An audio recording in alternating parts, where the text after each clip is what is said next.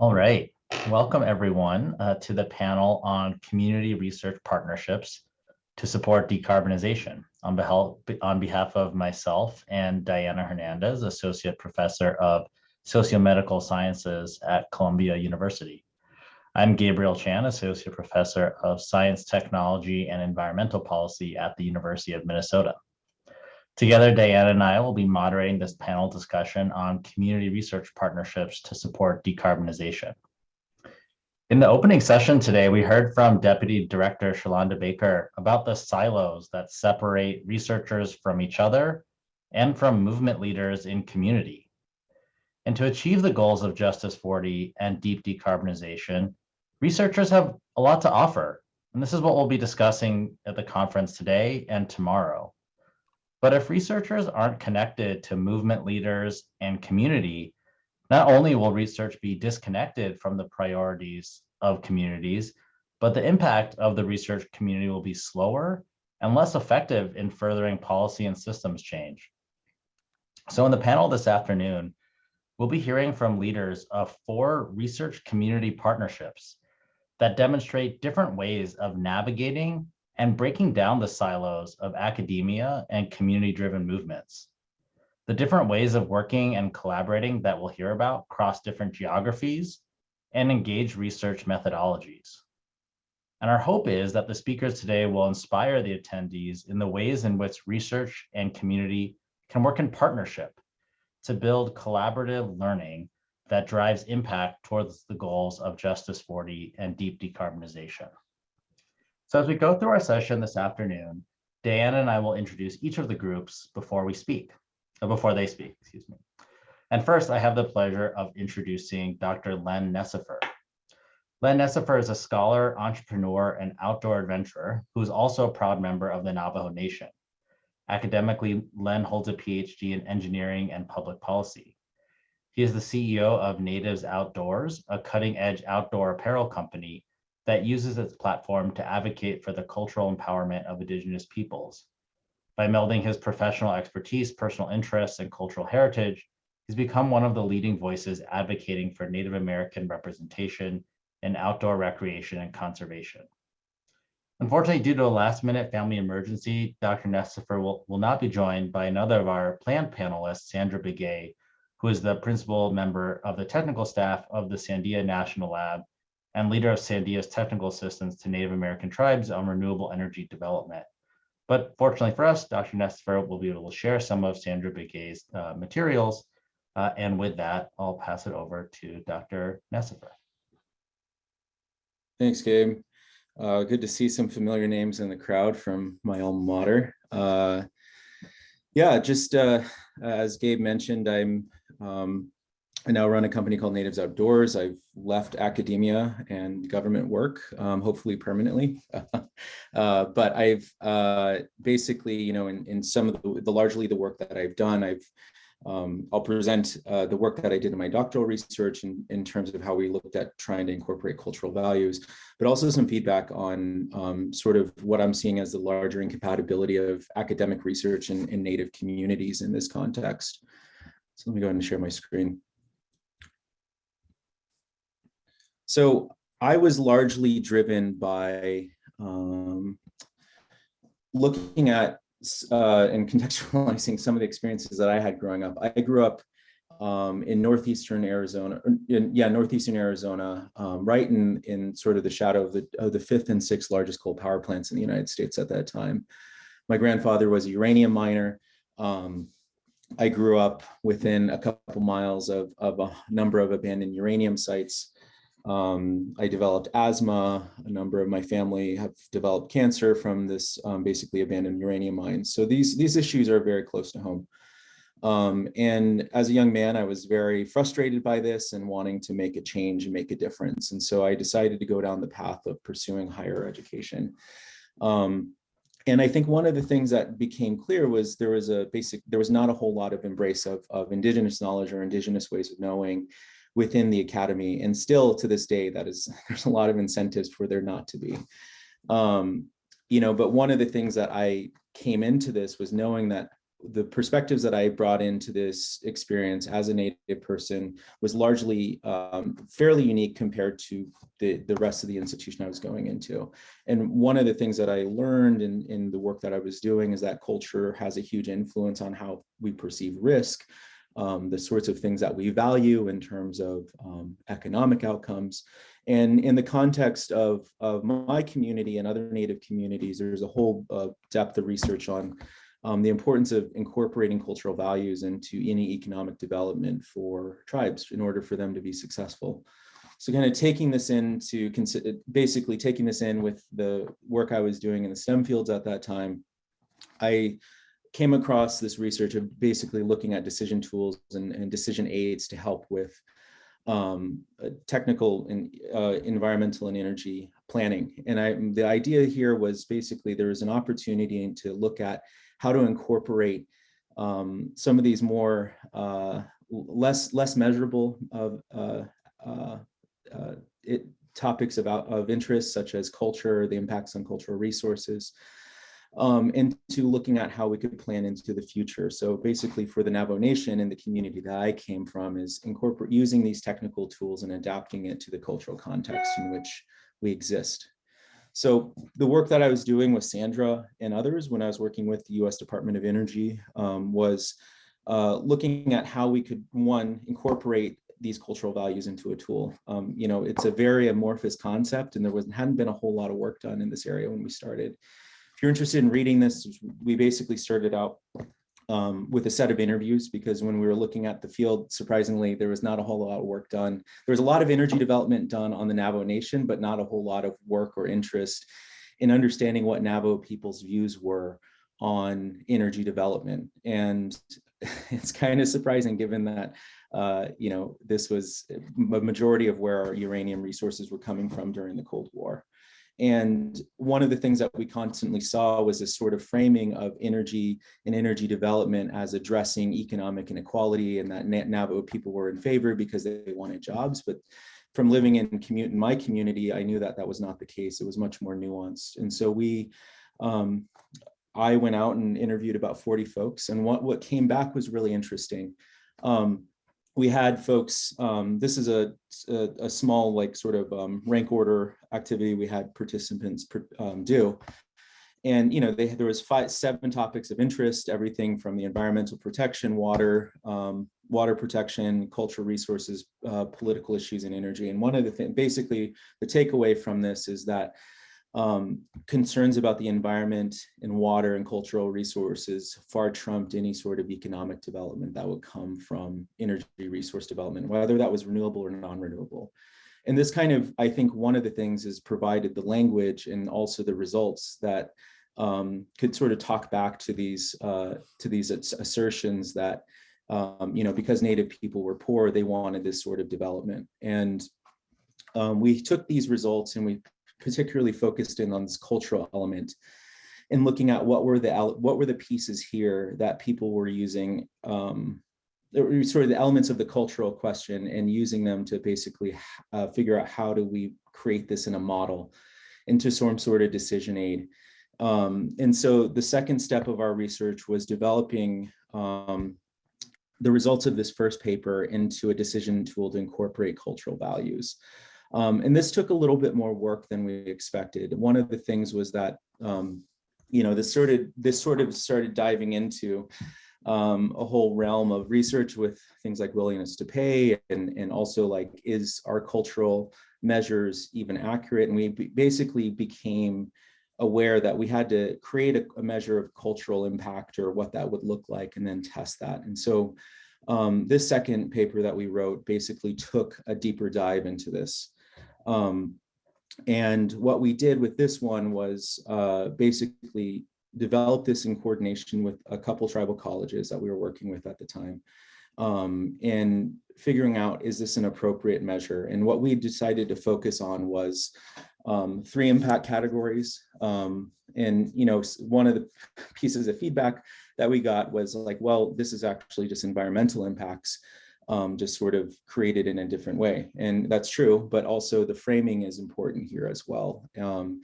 we weren't exactly sure if people were using environmental impacts as proxies for impacts on sacred sites or impacts on traditional plants and wildlife and foods or grazing lands.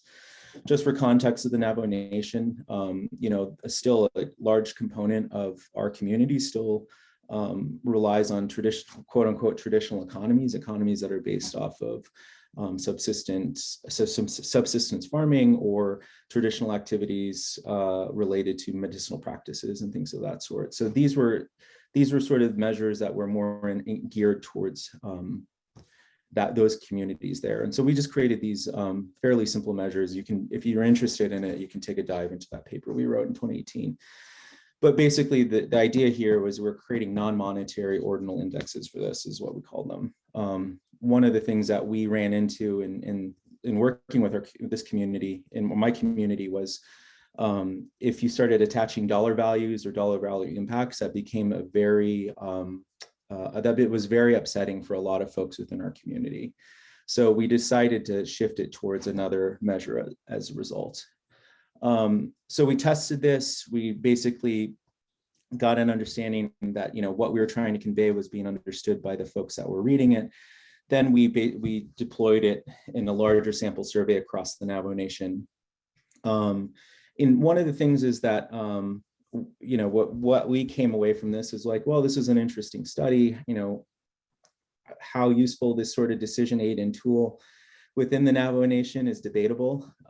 It's definitely a fun academic exercise for sure. But I think one of the things that we came away was that, in looking at this sort of cultural context, we have to be very aware when we're talking about costs or impacts or that sort of thing, that the understanding of what that could look like varies across communities, and specifically for the Navajo Nation, in which there's been a lot of environmental impact or other sorts of things, that those can be more salient than others. But one of the things that we looked at was, in terms of across the Navajo Nation, is that, there was support for renewable energy. I think there's been sort of this framing I've seen broadly of like, Native Americans are in support of, anti-pipeline and or for renewable energy.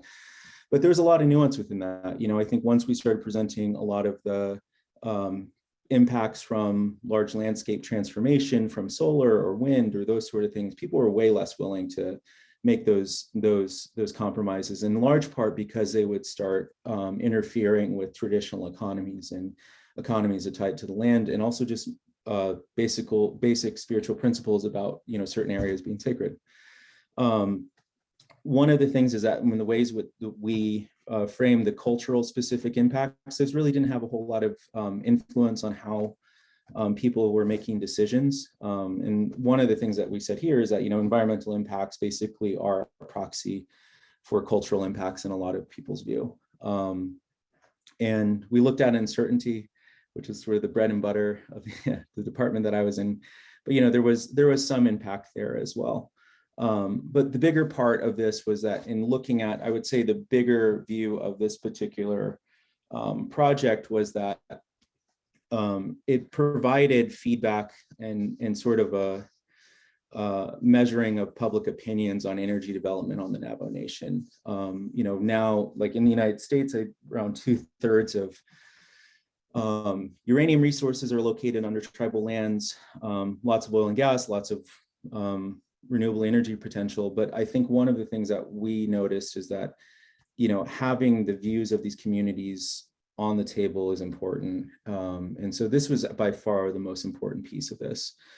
And I think the cultural values question still, there's still a lot of work left to be done there. But I think especially in the work that I've done outside of that with Sandra, who's not able to be here, some of these learnings are important more broadly for government agencies and looking at how to cite projects and different things there, is that there's different valuations and understandings of environmental impacts and consequently their impacts on cultural resources or cultural beliefs. And one of the things here is that the way in which we approach this work, we very much tried to, I didn't dive too much into that, but one of the pieces is that doing work on Native nations, I would say there's a lot of research fatigue in Native communities, of a lot of folks parachuting in and doing research and basically leaving and not coming back or disseminating those results later. And a big piece of our work, and why it took me over a year longer than I expected to finish my dissertation, was simply going and meeting in person, meeting with folks, and continuing to show up. And I think more broadly, I think one of the things is looking at in terms of, I've left academia in large part with some of these frustrations, but there is a large power imbalance that exists between Native communities and institutions. A lot of grant dollars flows into institutions and rarely makes their way into the communities that are being researched. This was a real frustration that I kept coming up again and again and again with the communities I worked. It's like, well, you're getting all the grant dollars, you're using us and putting us on your grant applications, but is this actually benefiting us? And the answer is, yeah, it wasn't really. The other element that was kind of I would say an oil and water, is the prioritization of Indigenous knowledge, or of Western knowledge, and the undervaluing of Indigenous knowledge or ways of knowing. This came up time and time again. In the first paper that I wrote, is getting feedback of like, well, these Navajo concepts of Hojo and Keh aren't peer reviewed, so how can we really trust that these are legit? And to hear that sort of happen in peer review, it begins to make me question, are these actually peers that are reviewing these papers? I think the second was that looking at we kind of ran into this issue again with publications. It's an inaccessible form of knowledge for a lot of communities.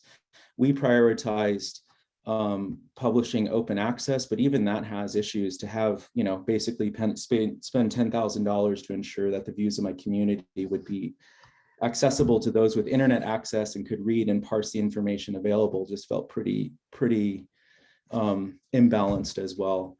And I think the other is that looking at institutions, academic institutions versus the Native community specifically, there's critical mismatches in incentive structures within institutions, whether that's bringing in publishing publications, bringing in grant dollars, and often on timescales that are way too fast for a lot of communities that, basically we're running at 1,000,000 miles an hour where a lot of these communities are not. And that's often a common source of frustration. And even working at an institution that ostensibly prided itself on being very centered on working with Native communities, these things still run rampant.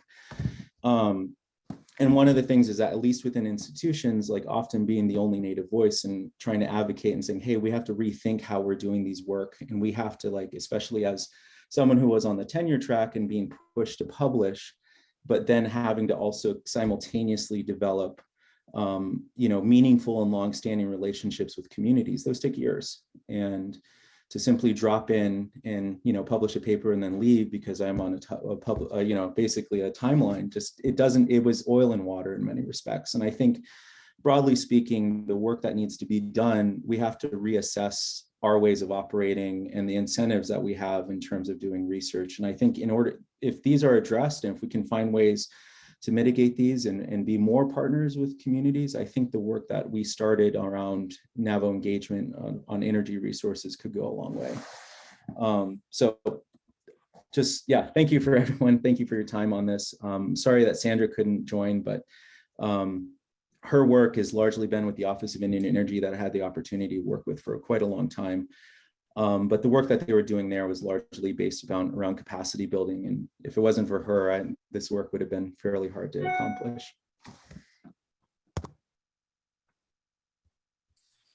Thank you, Dr. Necefer, for sharing your insights from starting kind of at home and kind of situating yourself to really thinking about the role of culture, how much time doing community-based research and just engagement takes, and how important it is to kind of find better alignment in our priorities. I have the distinct honor to also present our next set of speakers. So we go from the Navajo Nation to Atlanta. And our first panelist for the second group is Felicia Davis. She's the Director of Sustainability at Clark Atlanta University and the co-founder and managing director of the HBCU Green Fund, which helps to finance green projects at historically Black colleges and universities, HBCUs.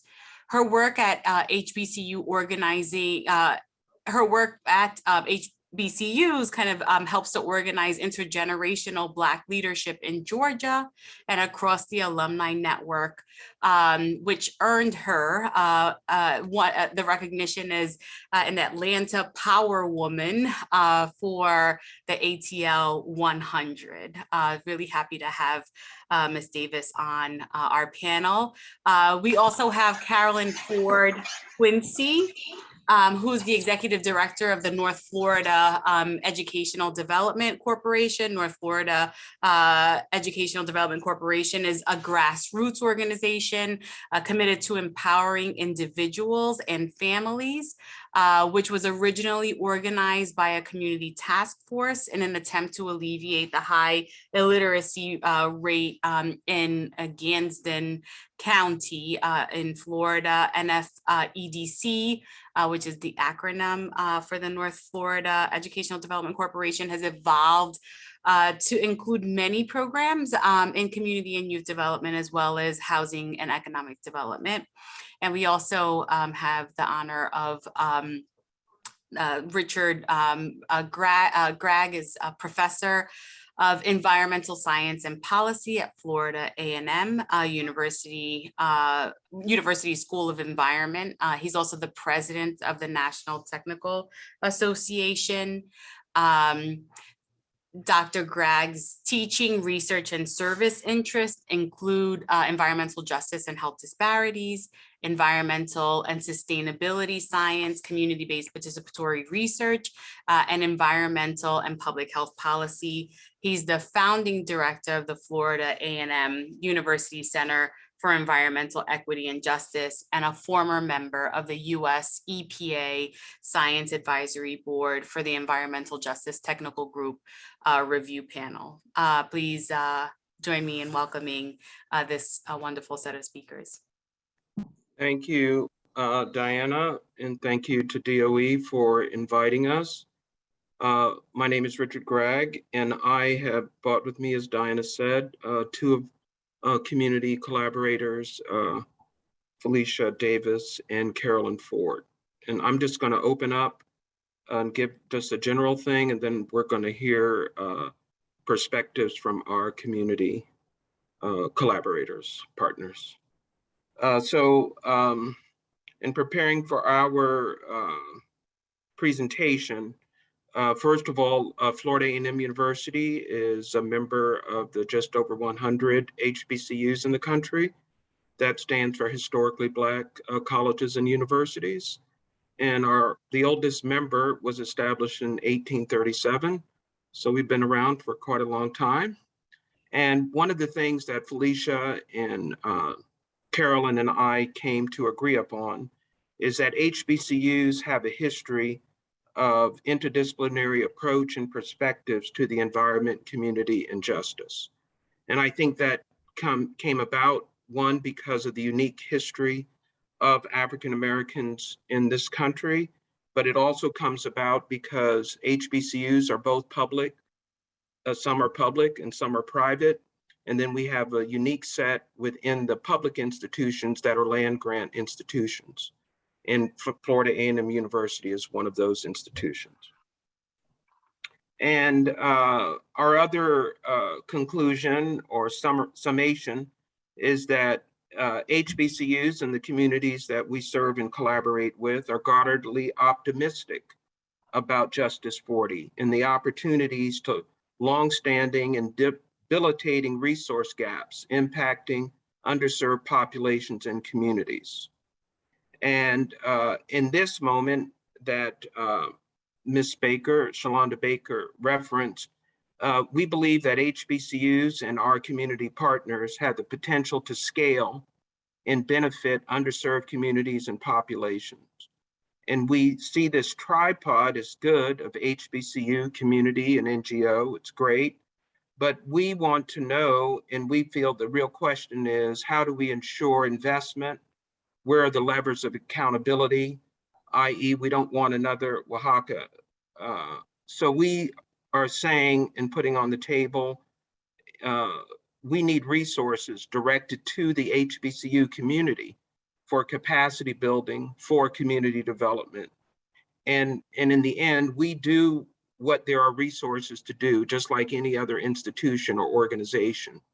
And historically, HBCUs are under-tapped resources to do these activities, and especially the activities that the Biden-Harris is trying to do, which the federal government isn't set up or organized to do, as you all know, in the terms of this engagement with the community and on-the-ground engagement. So we are willing and able, as we've stated many times before. And we truly believe, as Shalonda said, that we can't decarbonize without equity and justice. And that part of the things that we have to get at is this history and ongoing cumulative injustices and impacts in these underserved communities. So with that, I'm going to invite Carolyn Ford and Felicia Davis, our two of the community partners that we brought with us today, to give their viewpoints.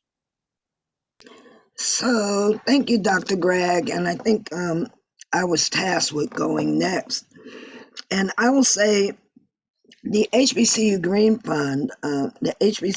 Fund, is about 7 or 8 years old.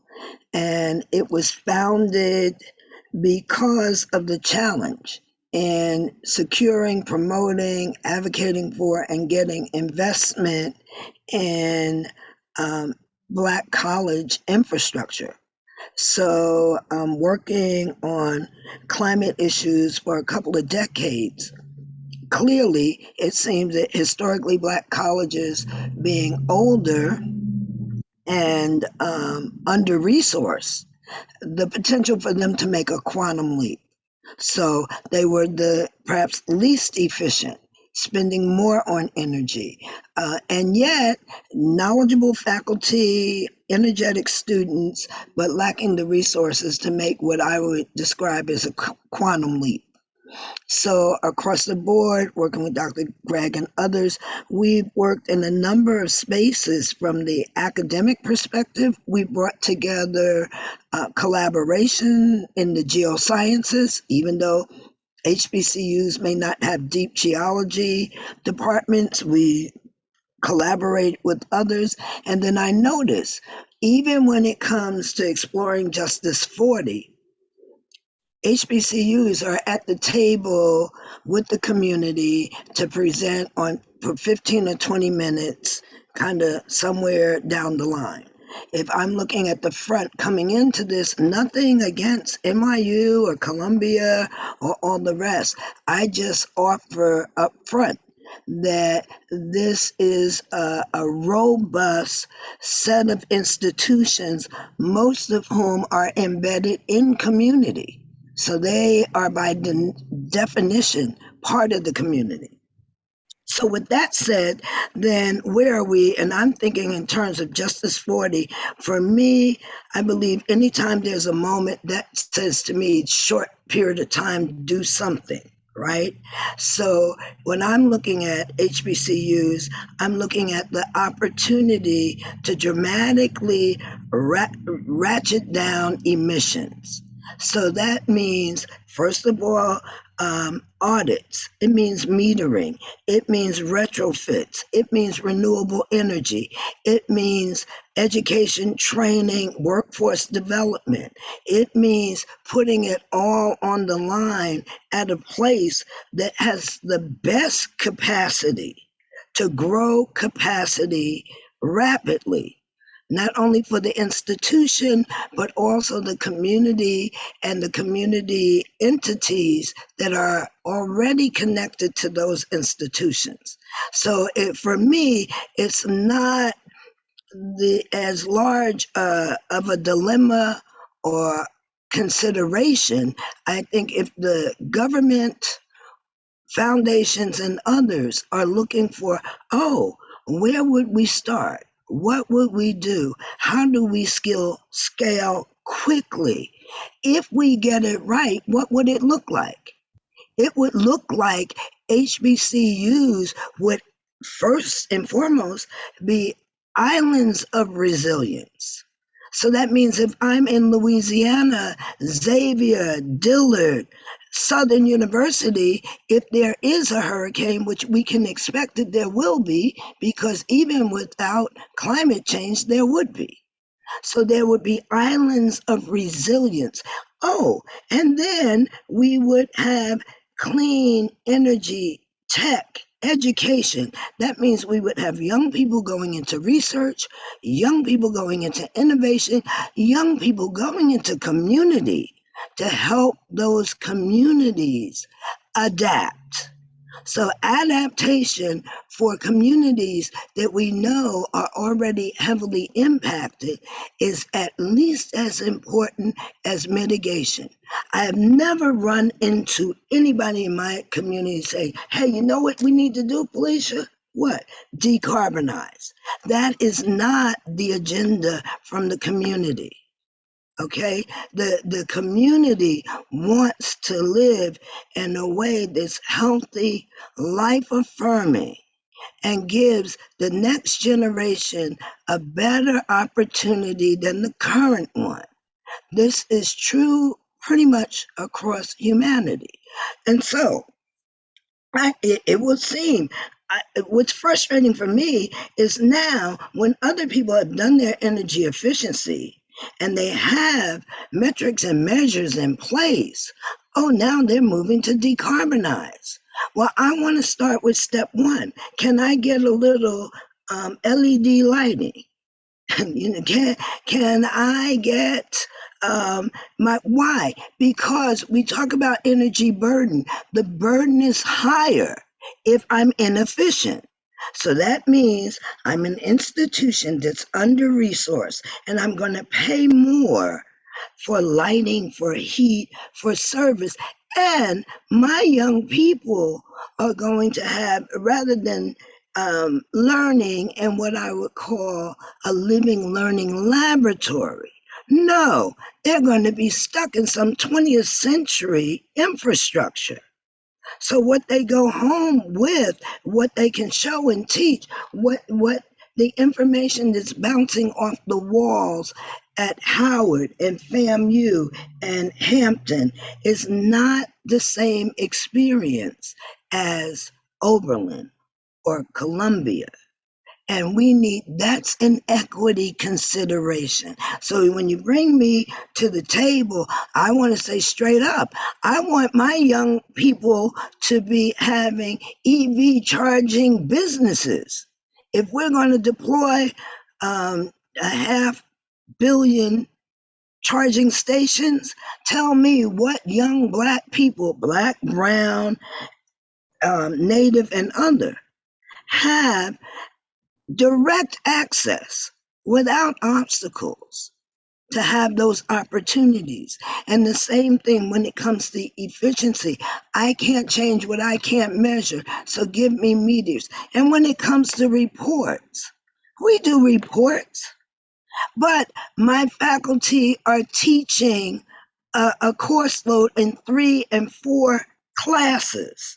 So their capacity to lead and conduct research is comparatively challenged. And then we want to have the peer review in the same demand. Well, that doesn't work out right. Can they get a little relief to be able to conduct the research? And can we count when they're working with me in community? Because I draw on Dr. Gragg to say, hey, I want to measure this. I want to make sure that I can go to the Department of Energy.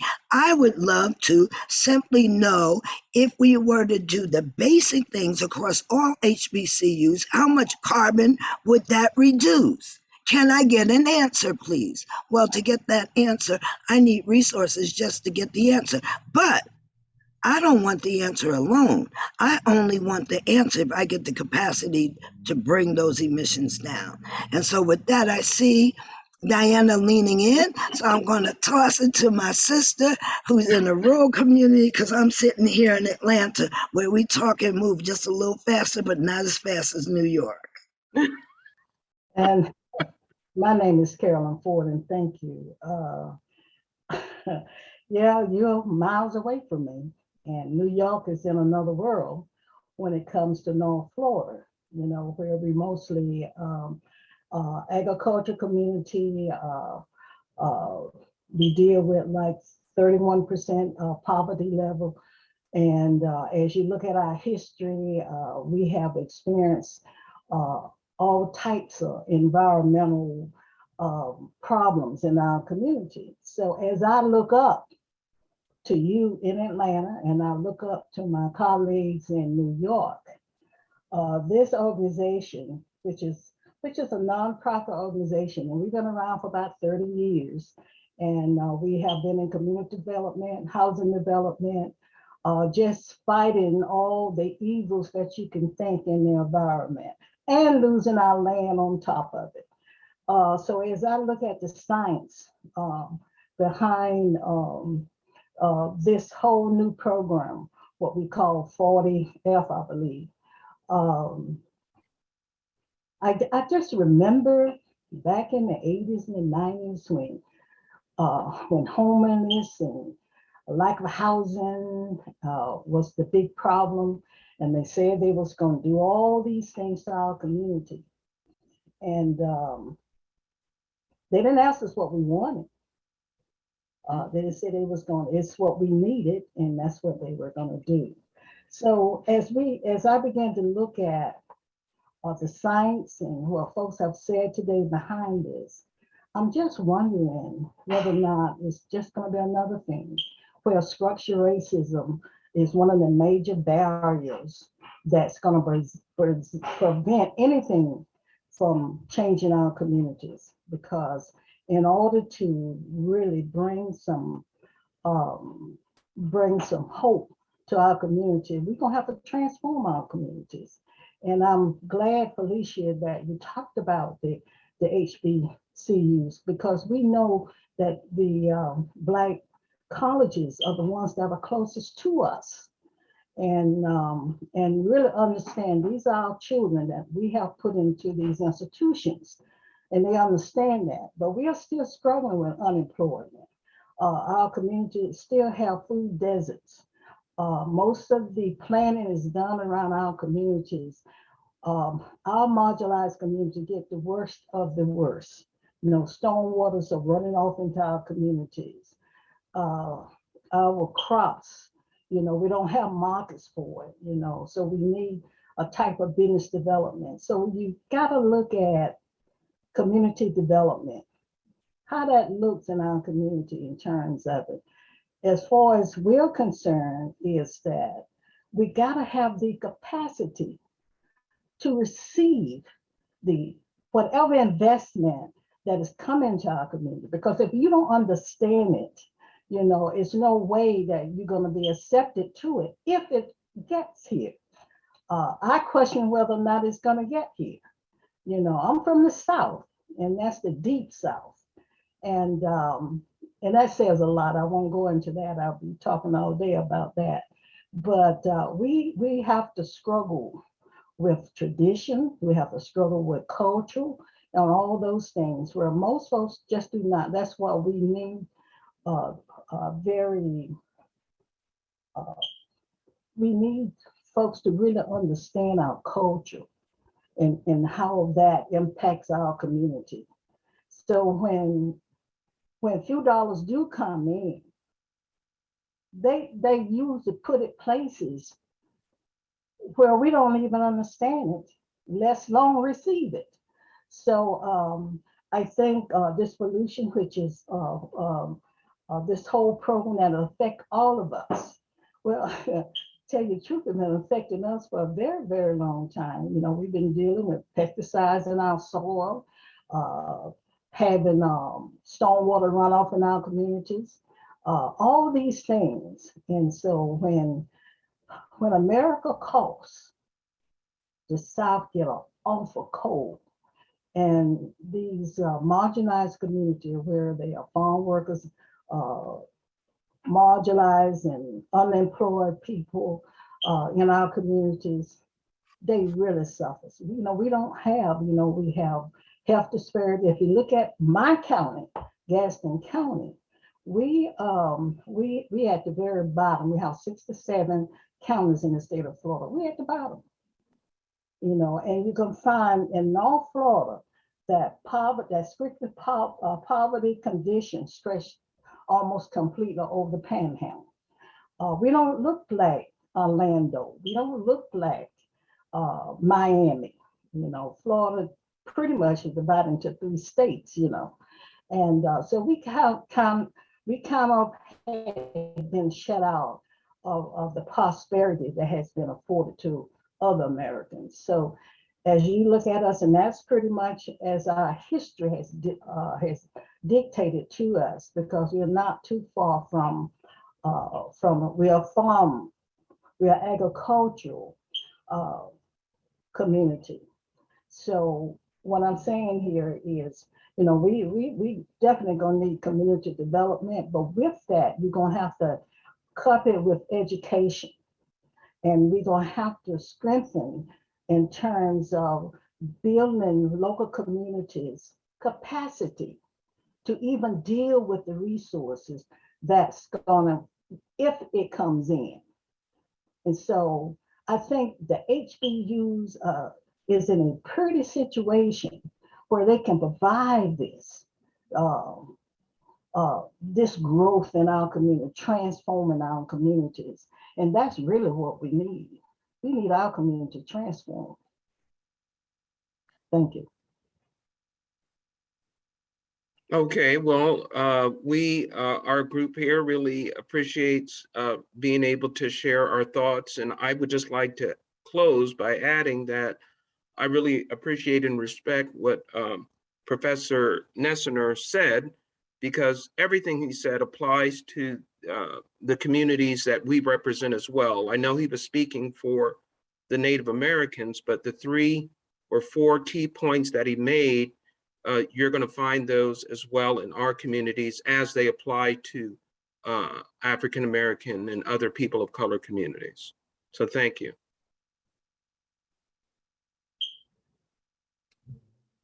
Thank you so much for an amazing discussion and exchange there. I picked up on quantum leap, growth, transformation, ability to scale, and doing all this as part of a bigger set of agendas and priorities of community. And one of the phrases I think it was Felicia used was islands of resilience, which I think is a great segue to our next speakers, who I have the pleasure of introducing, Professors Cecilio Ortiz Garcia and Marla Perez-Lugo. Cecilio Ortiz Garcia is the chair of the Department of Public Affairs and Security Studies at the University of Texas, Rio Grande. His research focuses on environmental and energy justice issues and the governance of socio-technical systems transitions. Marla Perez-Lugo is a professor of sociology and disaster studies, also at the University of Texas, Rio Grande Valley. Since 2005, her research has focused on social aspects of energy policy, and interdisciplinary energy studies, and public engagement in energy decision-making in Puerto Rico. In 2015, Professors Ortiz Garcia and Perez-Lugo co-founded the National Institute of Energy and Island Sustainability at the University of Puerto Rico.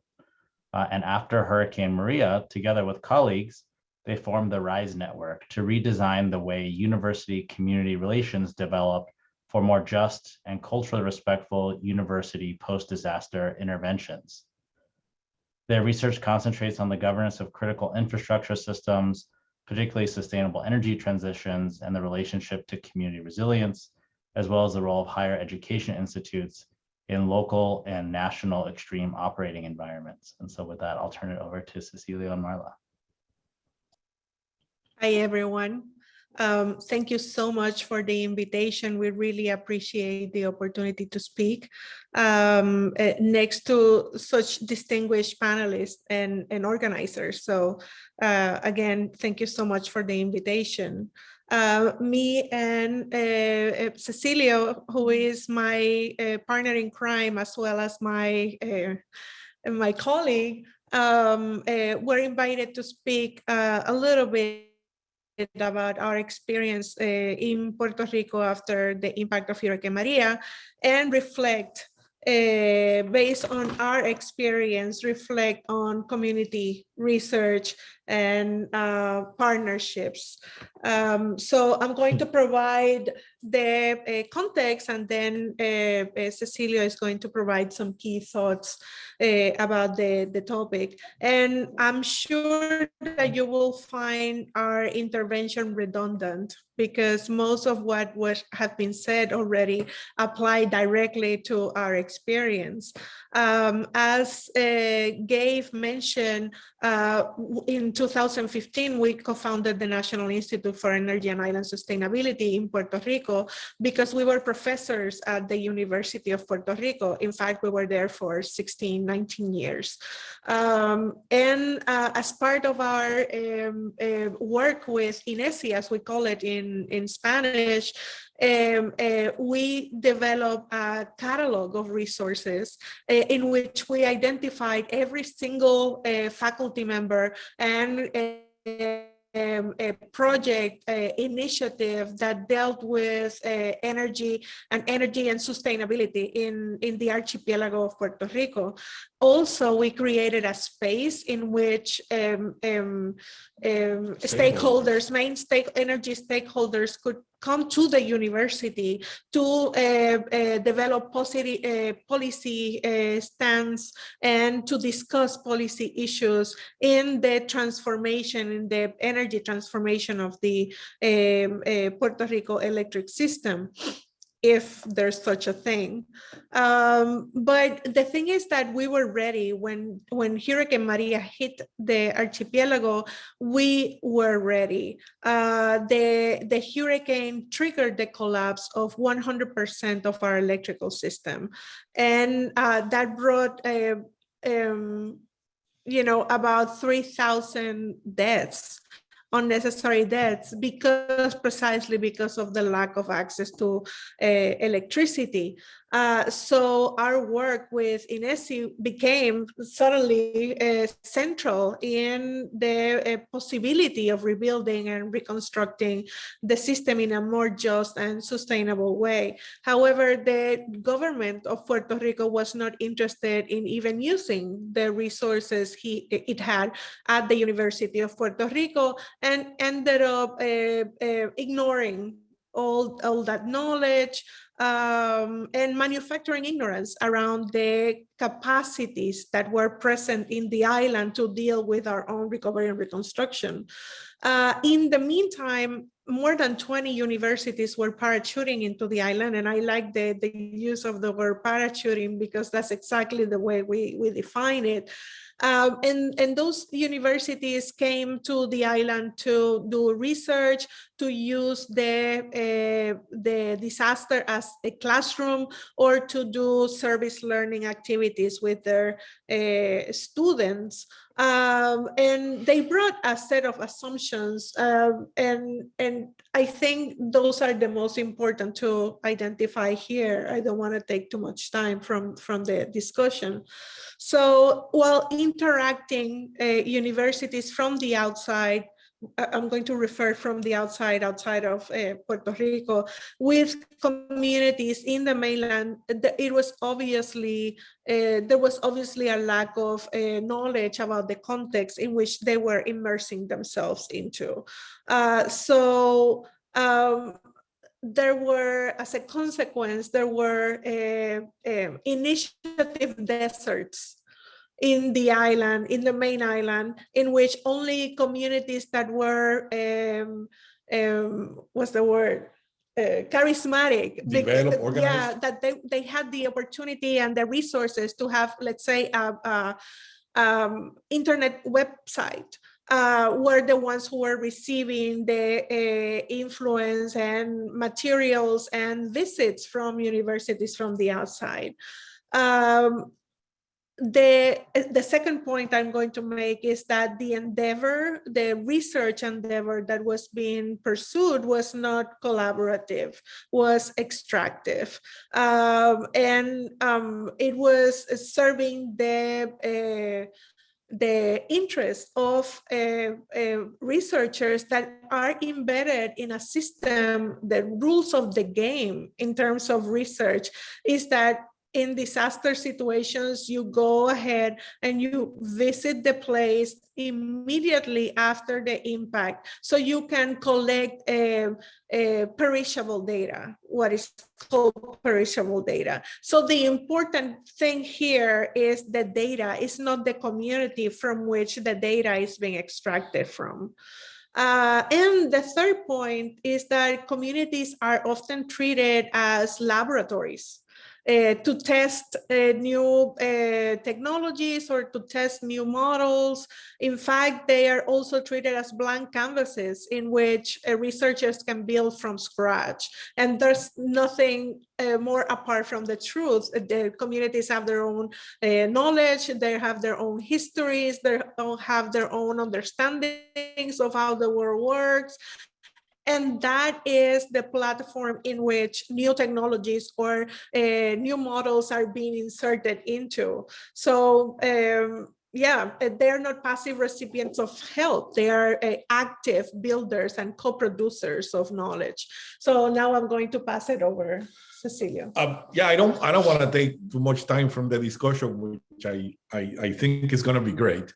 So all I wanted to add was this context of local knowledge having been impacted by a major event, and this preconceived notion that the impacted institution is there laying without any type of power. Or when power failed in the electric grid, that there was also a power failure in terms of the institutional capacity of universities to engage in a positive way in being agents of change, not only recovery and reconstruction, but to use their wisdom, the wisdom of their communities and co-produce knowledge for a transformation. So this metaphor of observing the observer, we were in a unique position after Maria to be able to observe people that are trained observers.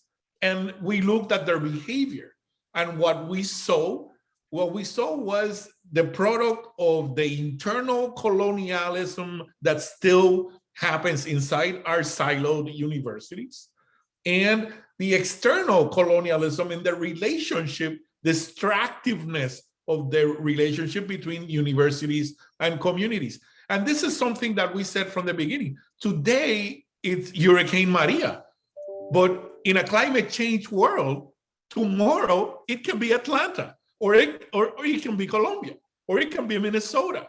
So we took it upon ourselves to basically go into this a voluntary exile from the island to share this experience with dozens of universities. And we traveled, and then we traveled some more. And there was no invitation that we said no to, because we truly believe then and believe now that especially historically Black colleges and universities, Hispanic serving institutions, and Asian and Pacific American universities, we have a double burden, and we need to link between each other to create a network of networks that actually allows us to share the wisdom of our communities and our relationship, our unique relationship with the vulnerable communities we live day to day. That's where our students are coming from. So that's the essence of the RISE network, is this idea of a mesonet of radar institutions that, in collaboration with communities, don't wait till events hit you to share experiences, to share knowledge, and to be able to, in a way, mitigate a lot of the damage that happen if we collaborate between each other and actually educate our policy making, educate our emergency management, educate our governance. which is to this day still plagued by fragmentation and still plagued by these power inequities that continue to keep us in a defensive and an uncertain place in the face of climate change. And I'll leave it at that because I really want to share with the rest of you. Marla and Cecilia, I have to say it's always a pleasure to hear from you and to hear how the RISE network is unfolding. But I also heard the importance of, rethinking extraction. Dr. Necefer also kind of referred to extraction. A lot of times we're thinking about, from an energy perspective, extraction very differently. But I think there's also something to be said about how problematic extraction at the community level is on a lot of levels, and also the idea of who benefits. So with that, I'll transition to our last, our group. So we've kind of traversed the South, the kind of Navajo Nation, Puerto Rico, and we'll call it the Southwest, as you're located in Texas. But now we're headed up to Michigan. I have the distinct pleasure also of introducing Donele Wilkins, who's at the Green Door Initiative. She's the founder and president and CEO of the Green Door Initiative. GDI envisions a world where everyone, irrespective of racial background, zip code, and income bracket, thrive in a healthy environment free from pollution, which impacts the air, water, natural resources, and the built environment. Where environmental racism is a distant memory for generations to come, and environmental justice is a reality for all, and I'll probably say now. GDI stands out as a national model for sustainable living through civic engagement for everyone. And Dr. Amy Schulz, a fellow public health person, is a professor of health behavior and health education and associate director of the Center for Research on Ethnicity, Culture, and Health at the University of Michigan School of Public Health. Her research focuses on social factors that contribute to health, with a particular focus on social and physical environmental factors and their effects on health, health equity, and urban health. And a majority of Dr. Schulz's research is conducted with community-based partners in Detroit using a CBPR, so community-based participatory research approach. Welcome, Dr. Schulz and Donele.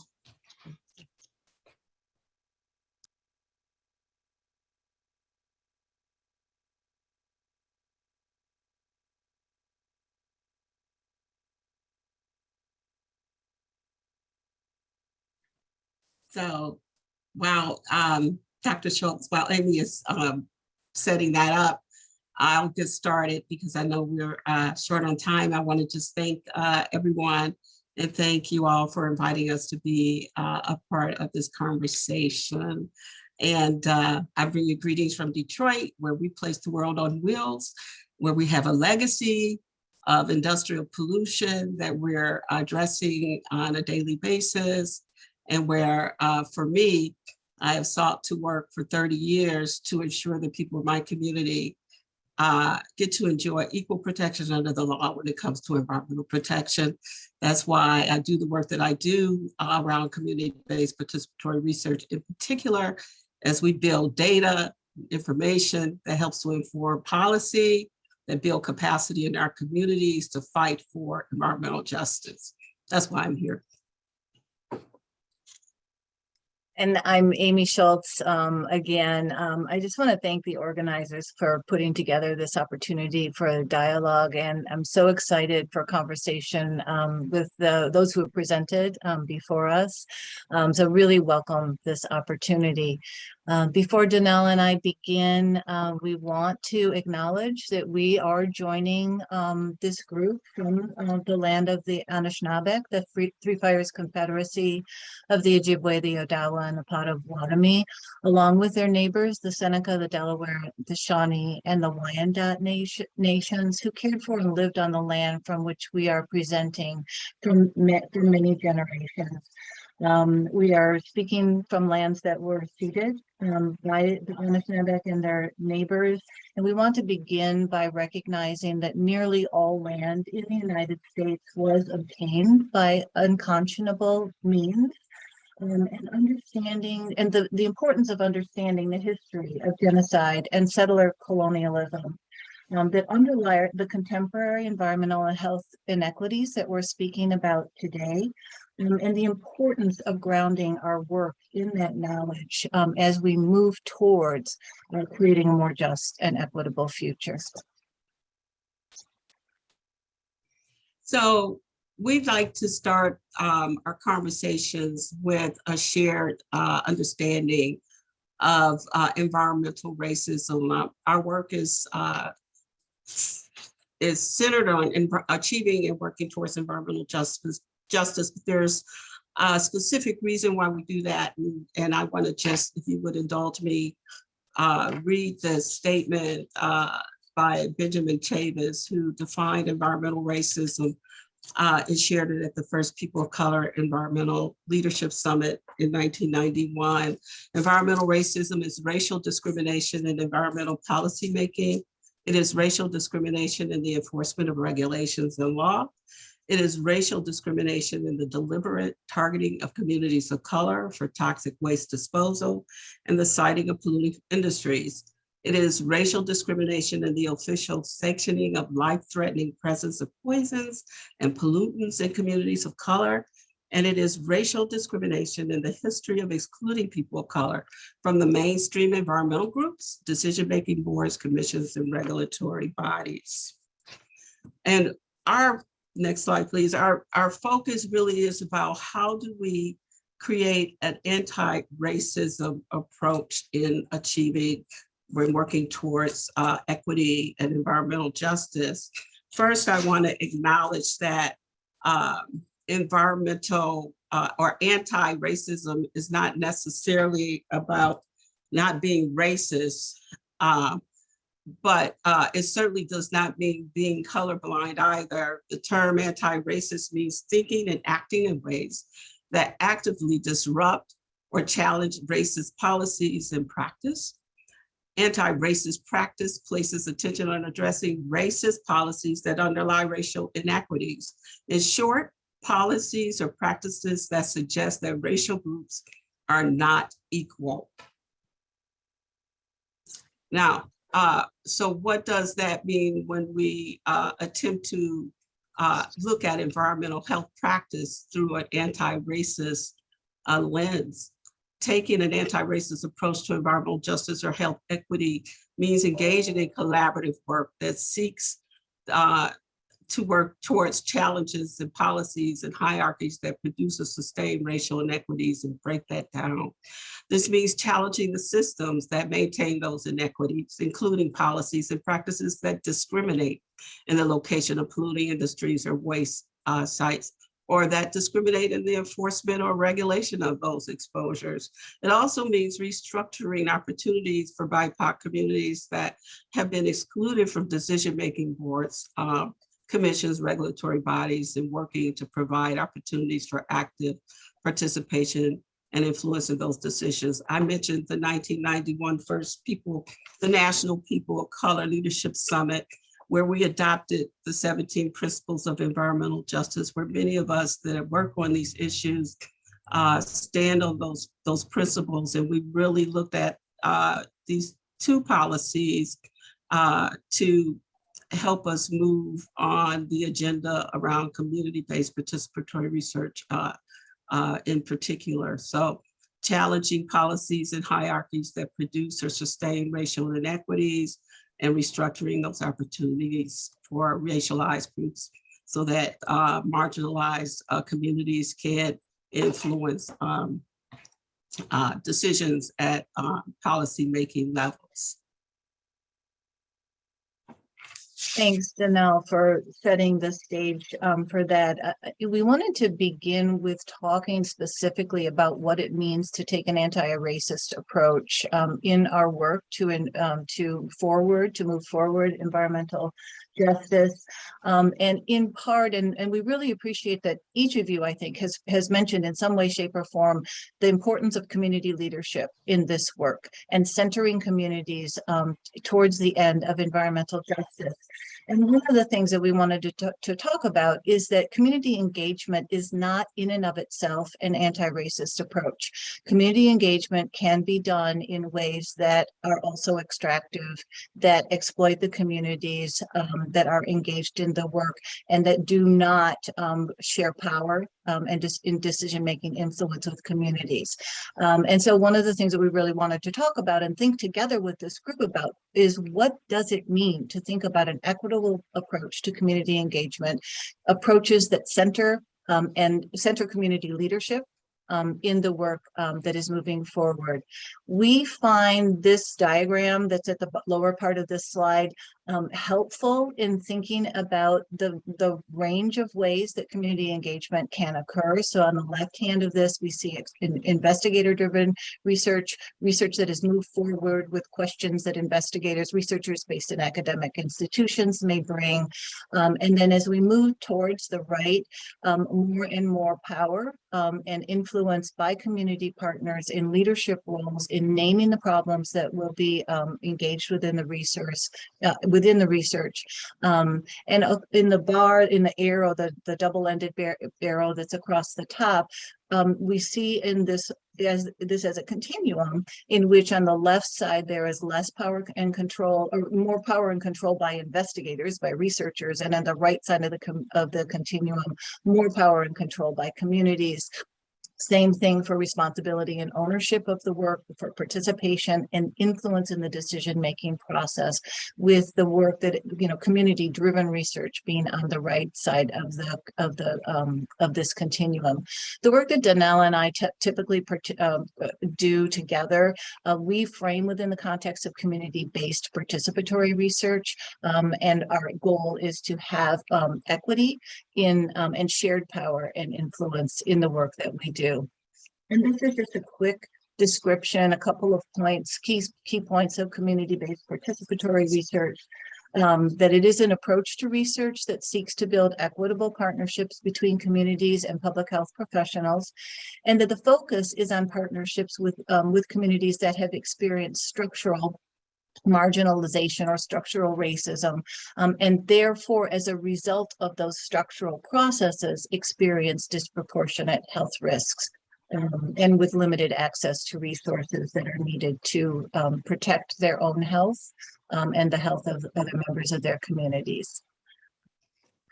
Couple of practices that we think are central to promoting an anti-racist approach to environmental justice are really thinking together within the partnership about what are the guiding principles that the partnership will use, and then applying those principles to guide the efforts to move towards equitable relationships, processes, and products. That there needs to be a commitment to investing in sustaining the relationships among the partners, that building those relationships takes time and energy, and that is part and parcel of the work that needs to be done to move towards equity. That there is a commitment to investing in and supporting community leadership and partners within that process. And part of that, and several of you have already mentioned this, is really a commitment to thinking explicitly about the distribution of resources, so that those resources are going to communities and controlled by communities in order to move forward work that communities identify as priorities. The second piece of this is that there needs to be a commitment to move beyond research to the translation of that research to action towards the end of environmental justice. That for work to be thought of as anti-racist, there needs to be an action component to it.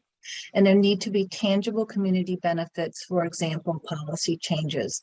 That needs to be grounded in an explicit analysis of inequities, which all of you who have already presented as part of this panel have named.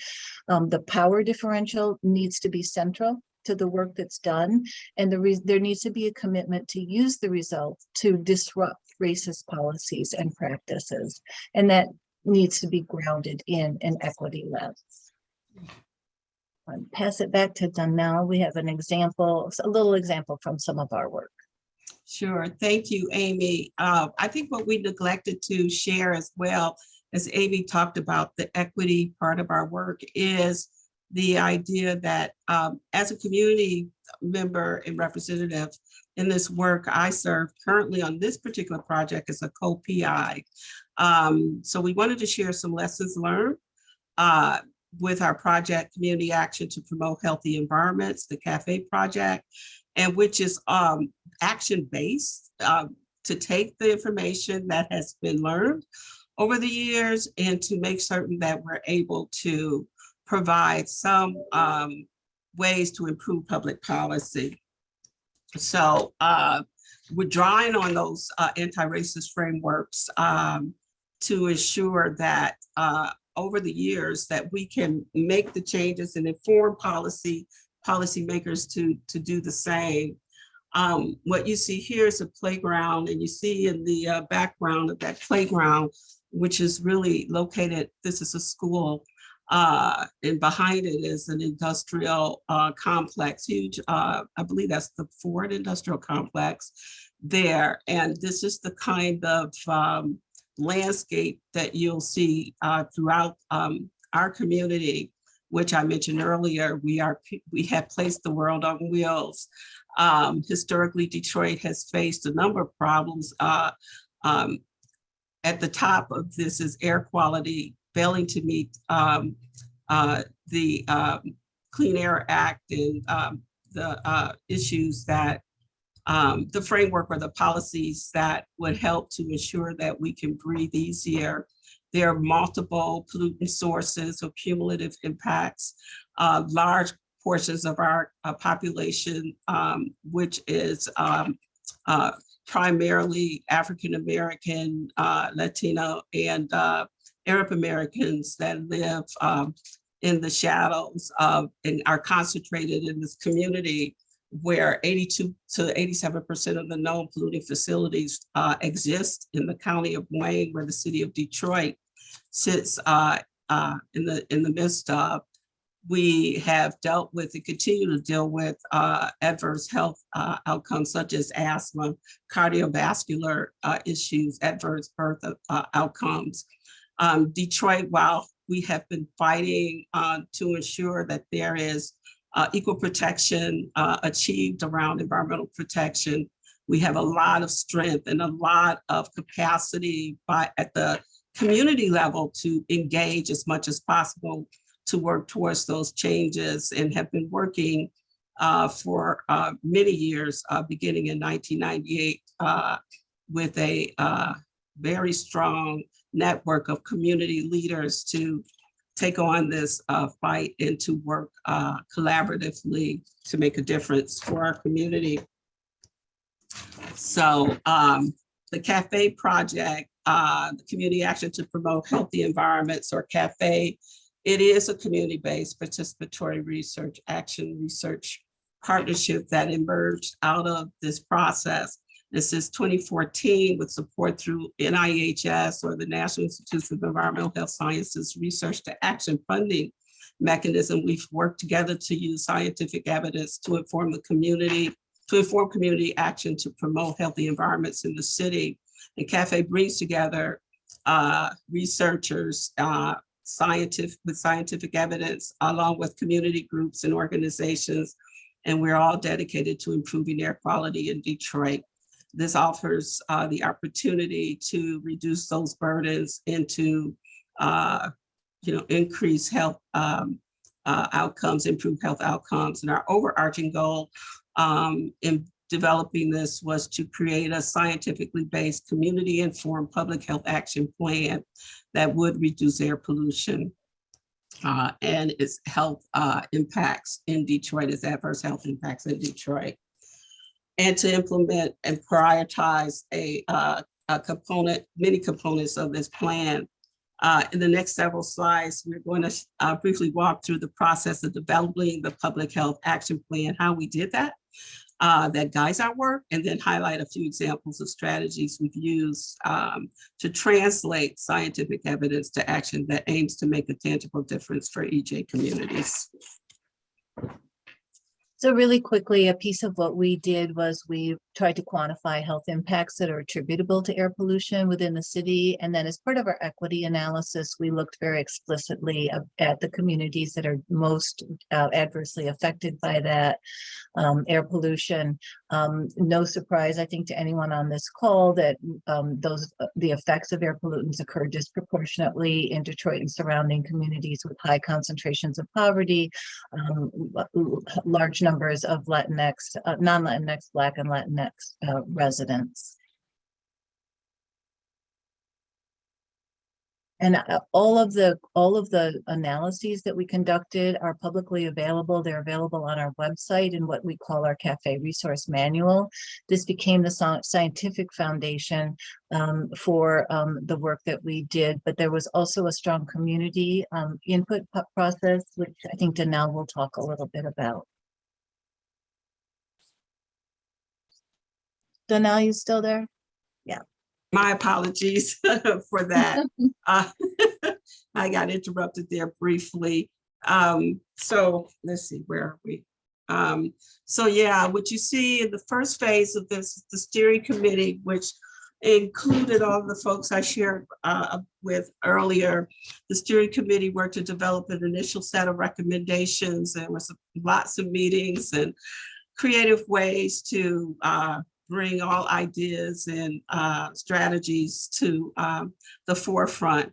And based on the members and the knowledge and opportunities for our scientific analysis of the issues, there was a review of the literature, strategies that were used and shared about other urban communities. Phase two, once we had developed a draft set of recommendations, we organized a series of meetings with the broader community, advocate and residents. Thank you. And these were held at local community-based organizations, libraries, and other community settings, so that we really could ensure that this information was shared broadly. So then we developed the action plan. We launched the Public Health Action Plan in April 2017. And since then, we've been working to move forward with the prioritized recommendations. We're going to share a few of those efforts to move research to tangible change to promote health equity in our community. Early in our work together, the Marathon Oil Refinery located in Detroit, adjacent to residential neighborhoods, applied for a permit to expand its operations. And this photo provides some insight into the scale of the existing plant. And this is surrounded by a densely populated community. And its proximity to the residential neighborhoods in Detroit, as you can see in the upper left corner of the picture. Two community partners of CAFE, longstanding environmental advocates in the city, were called into a meeting with leadership from city government to discuss the proposed permit. And in that context, they share some of the research conducted by CAFE, scientific data compiled by CAFE, informed decisions made by elected officials in response to the request for a permit expansion.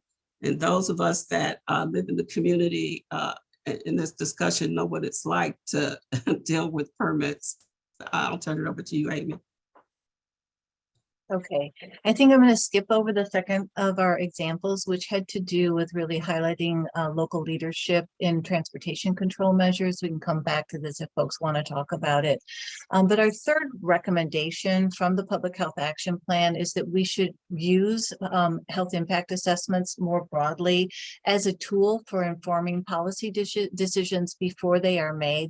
So health impact assessments are a way of looking at the likely health impacts of a decision decision or policy before it is implemented, towards the end of trying to think about ways to mitigate or reduce adverse health effects and improve health as a result.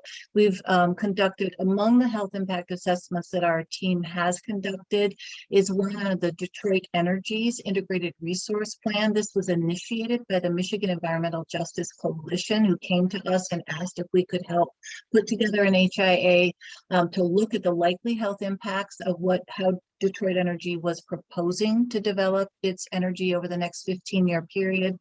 We later just completed actually a second HIA on one for the other major energy producing company in the in Michigan towards the same end. No surprise to anyone here that one upshot of those analyses was that communities of color and communities with fewer economic resources experienced the greatest energy burden, the least benefits from the energy that was produced, and the highest adverse health effects from those.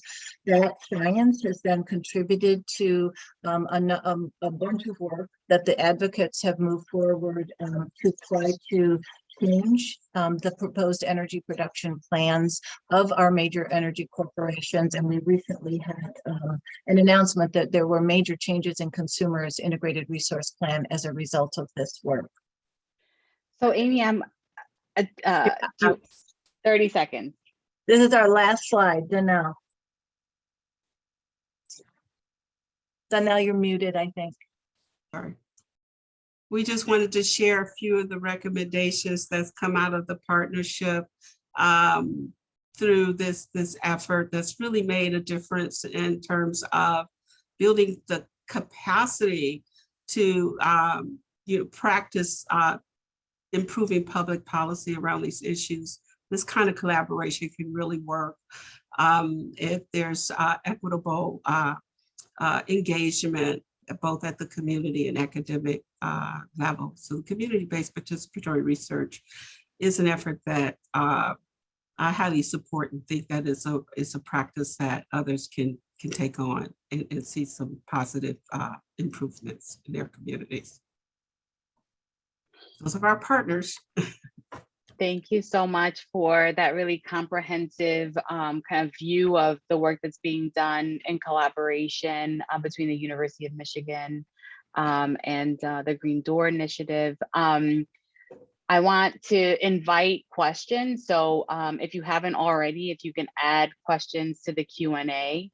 I wanted to just kind of use the moderator's prerogative to ask kind of a quick question. The point is for you all to kind of answer briefly, but tell me what you're most kind of hopeful for about Justice 40 as kind of an organizing opportunity around these kind of community academic partnerships. What about Justice 40 kind of allows you to be hopeful, or what are you planning? Felicia, did you want to go first? Love to. So for Justice 40, everyone knows that I had this vision for a quantum leap.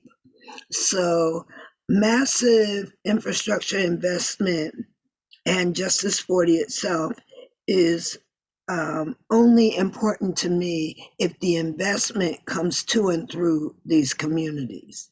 And for that to happen, we have to scale the capacity to manage larger investment, by orders of magnitude, actually.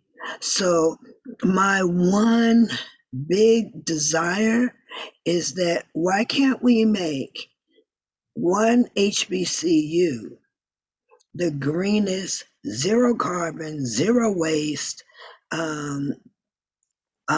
totally efficient as a model? And in order to get there, we would have to look at all of them to see which is the best, most likely candidate. So with that sort of research, if it's Donele and her crew, and Dr. Gragg and his crew, that is how you approach it. It's like doing the moonshot. You figure out which planet can we go to first. So that same approach, we apply everything. And for everyone that has been on this Zoom, the potential that's unleashed when Columbia, NYU, Berkeley, Texas, when we're looking at Puerto Rico, when we bring that knowledge and wisdom together and we say we're going to have some moonshots, we're going to do something with island states, we're going to do something with HBCUs in the Black community, we're going to do something on indigenous land. And so we picked the best case and we do that completely. Everything else I believe will follow. So yes, that's my J40 wish. Demonstration projects that get scaled. I love it. Mega demonstration projects, one for Behind each that- community. Projects. behind absolutely, that- Dr. Gragg. Yeah, and behind that or in support of it is the public-private partnership of funding it and not just relying on the Justice $40, but the private dollars through the companies and philanthropies that are saying they're behind climate justice, climate change, transitional economy, to really put the money on the table so we can have this capacity to carry out the work. And I think I just wanted to say again that the work that was presented by Michigan in this collaborative partnership they did shows a model, and there's many other out there like it. So we don't have to start over. Again, we need the funds to deploy the work and the skills that we know how to do in collaboration, not only with communities, but with the federal government and other entities that are collaborators and participators. And the funds to train the students, to get them engaged. A lot of young people, they want to solve problems. And some of them are out there doing it. We're really the ones who need to catch up. But we need those funds to train those students. We're not talking about new courses or new degrees. We're talking about getting them out in the community, getting them that field training, getting them engaged with communities. And that's what's needed. Supporting the pipeline. That's Yeah, just so we kind of need summarizing that last part. Yeah, we need that climate core thing, whatever they're talking about. We need a pot of that money focused on MSI students and their universities to deal specifically with the underserved communities. And we welcome and invite everybody else to join us. Amy. I actually think Marla and is it Cecilio. Cecilia was before me. Okay. Thank you, Amy. Look, there's a school of policy analysis that coined the term policy tool. And this whole way of thinking about policy tools, to talk in layman's terms, some of the development of these tools follow desires, follow models, follow current ways of thinking, and they are pushed as a function of those forces converging and pushed to the forefront. We appreciate and we acknowledge the need for innovation in the way we measure some of these variables in a more organic way, in a more not only quantitatively robust, but also contextually robust way. However, what I hear here is that, let's say that the Justice 42 tools are a hammer. And the problems we have in our communities are, they need a screwdriver. But the tool we have is the hammer. And if we fall into that canal, actually the types of problems that we're facing as minority communities across the United States are totally different from the past. We cannot, there's no one expertise that can solve any of these problems. Actually, we don't even know if these problems are solvable. We're looking at at the term resiliency, just the capacity to govern your uncertainty makes you resilient. Because some of these problems are wicked problems in the way they are so complex, and they touch so many toes that it's virtually impossible to find a consensus over them. So if the thing I have with the tool, and the hope I have with the tool, is that if we implement projects such as Ms. Davis is promoting, that we have other communities' experience actually enhance my knowledge about my own problem, and the tool is able to adapt to that type of variability, then we have something that we can build on. But if we put the tool before the relationship making, if we put the tool before the architecture of those relationships between minority serving institutions, we might be bringing the hammer on a bunch of screws, and we end up having some of the same problems in the future. So we need better, kind of a more robust and more varied tools to address this. And then Amy, I'll give you the last word on this round of questions, knowing that at most we can only give about 5 more minutes. And there's at least one question in the Q&A. If others have questions, please do kind of add them. But Amy. I'll be very brief. I just wanted to lift up something that someone put into the chat earlier on about talking about deficit communities from a deficit perspective, and really always emphasizing the need to build capacity within communities. There's tremendous capacity within community. Where often we run into trouble is the incapacity of academics and policymakers to hear and support community voices in creating solutions to the challenges that they're encountering. And so some of the capacity building really needs to happen on the end of learning to listen better on the part of people who traditionally have held powerful positions. So I just wanted to make that real quick point. Thank you. And Felicia, did you want to say something? I know you were responding to some of the. My last point is, I think early on, the point was made about kind of our extractive nature. So, and kind of coming out of colonialism, or that we're still steeped in it. So something from a research perspective, looking at how do we transform that?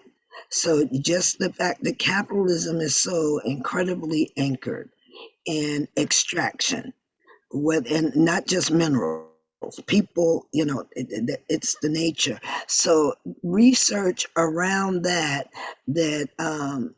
can spill beyond labels and definitions, so that we can begin to chart a different course if we're going to do this differently and address what Shalonda Baker opened with.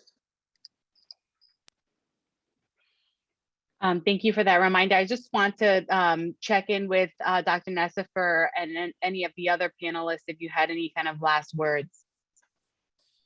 I think having come from my community is, I'll just say, I'll believe it when I see it.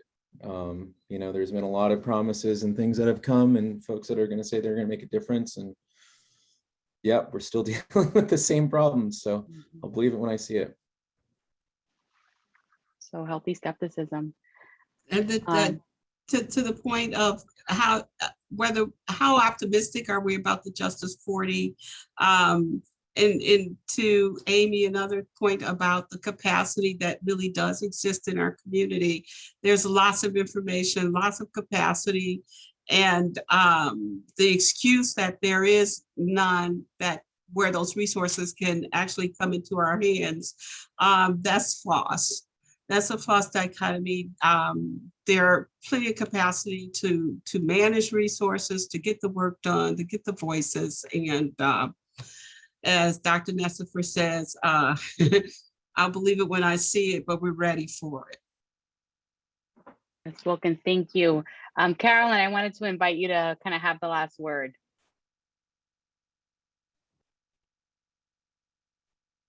This is Carolyn. I guess I'm a pessimistic person too. I've seen so many programs come down and it just stop before it get to us. I agree, we do have the capacity, but do we have the capacity to dissect all the information? Because you're dealing with layman people. And I just believe that we must be accountable for whatever we do. And sometimes that get kind of lost in the shuffle. So if, I'm saying if, not when, but if the resources ever get down to this level, it has to be a massive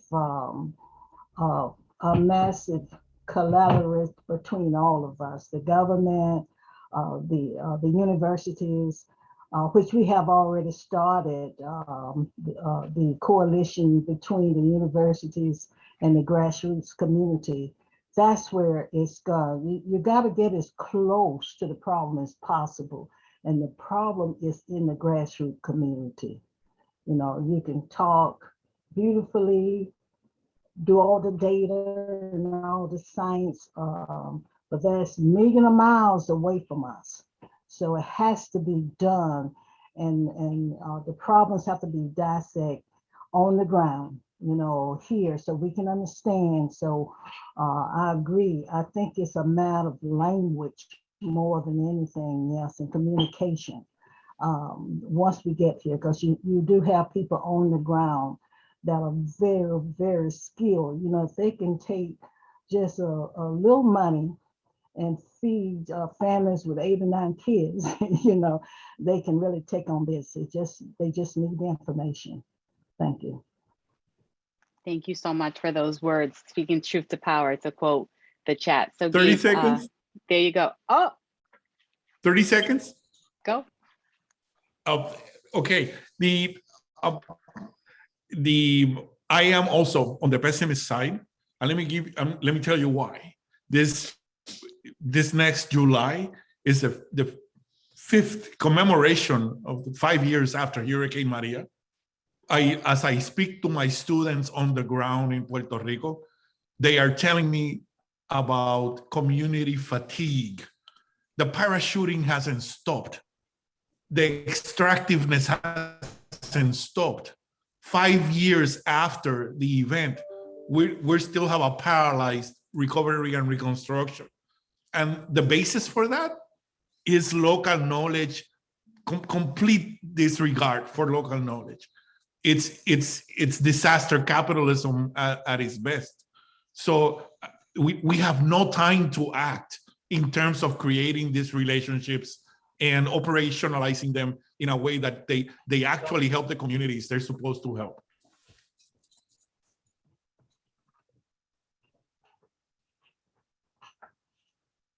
Yeah. Thank you everyone for this. You know, I think as Diana was saying from the chat, speaking truth to power, I think is really what this session has been all about. Over the course of the session, we've had more than 400 people participating on this webinar. The program will continue tomorrow at noon Eastern.